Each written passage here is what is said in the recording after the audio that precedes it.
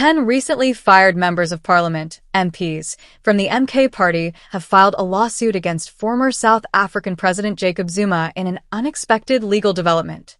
The MPs are asking for Zuma's Capitec bank account to be frozen, arguing that they were coerced into sending R10,000 a month into his personal account in order to maintain their legislative positions and demonstrate their commitment to his leadership.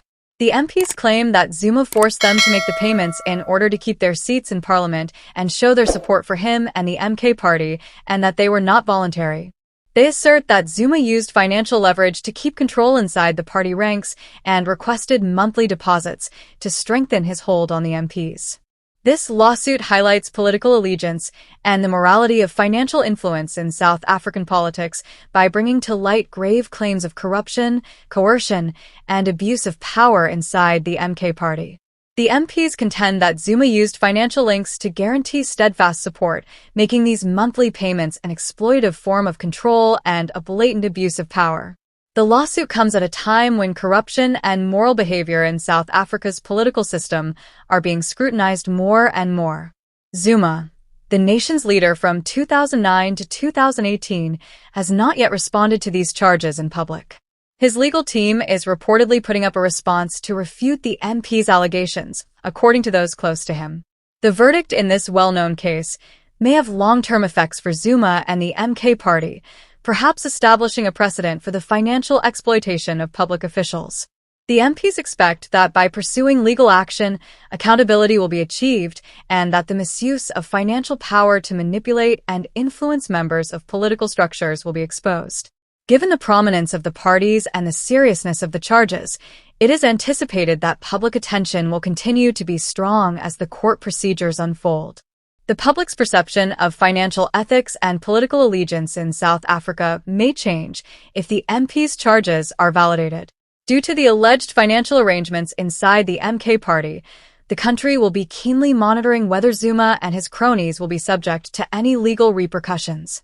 The South African legal system will have to deal with accusations of financial manipulation in politics as this case develops, and the outcome might have an impact on future initiatives to stop corruption and abuses of power in the nation's political system.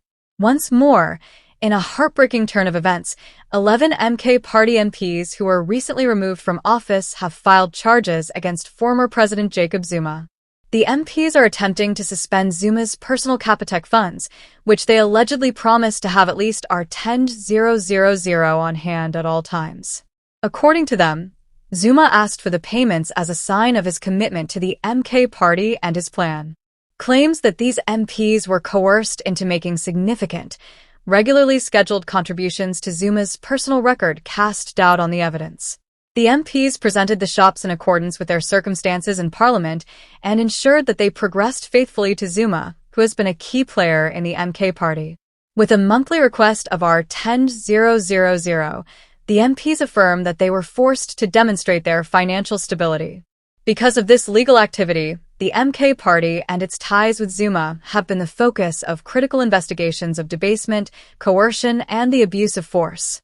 The MPs argue that these payments were used to manipulate their circumstances in Parliament rather than being voluntarily made. The case has sparked a more thorough discussion on the moral extremes of financial influence, political dependability, and defilement in South Africa's political landscape. Zuma, who led South Africa from 2009 to 2018, has not yet publicly responded to the accusations. It is anticipated that his genuine organization would eventually provide a guard that contradicts the MP's statements.